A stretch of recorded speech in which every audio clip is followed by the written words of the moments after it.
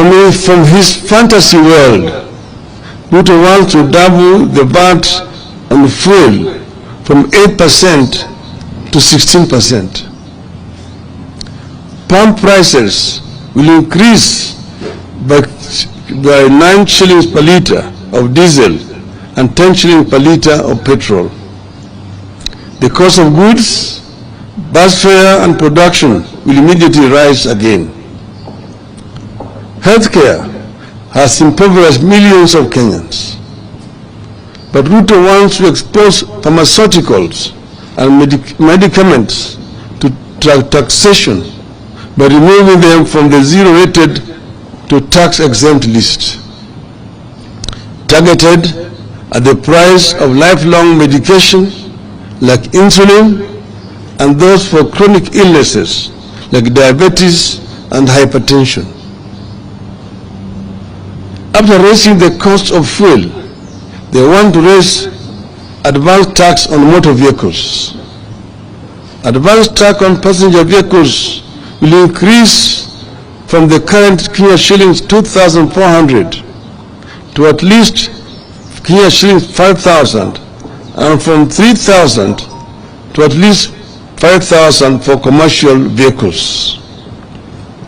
Trucks will now pay at least 60,000 shillings annually, up from 20,000 shillings. Obviously, the cost will be passed to the consumer, making matatu and taxi transportation more unaffordable. And woe unto you if that vehicle ends up in an accident. Ruto wants to treat insurance compensation as income and introduce a 16% VAT on it. Insurance compensation will no longer be seen as compensation of what was lost. My car had an accident. The insurance company sends an assessor, assesses the extent of damage, which most of the times is under assessment. I'm paid compensation to go and repair my car.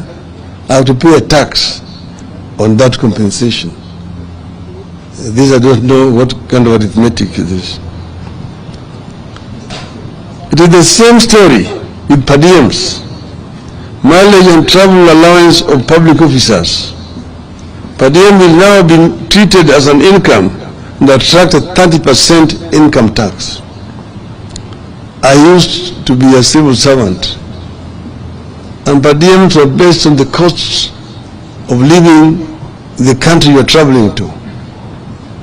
That's why it differed from Tokyo, Oslo, New York, Accra, Cairo, and so on. And whatever you did not use, you are required to retire on return. Now it is an income that you must pay 30% on. You could go on, and it will be tax after tax. Looking at the proposals, one cannot help asking, what planet does Ruto live on? Does he understand what Kenyans are going through? Let me turn briefly to the question of how did we find ourselves here? The official lie is that Kenya Kwanza inherited a broke country. The truth is, the cash crunch has been caused by economic mismanagement, wasteful spending, corruption, and the hiring of incompetent personnel. This worsening economic situation has been manufactured in Statehouse and the office of the President in the last 8 or so months.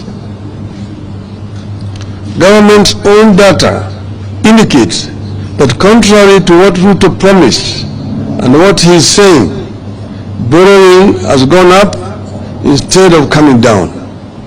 But strangely, the cash crunch continues. In September 2022, when the Uhuru Kenyatta, when Uhuru Kenyatta officially handed over to Ruto,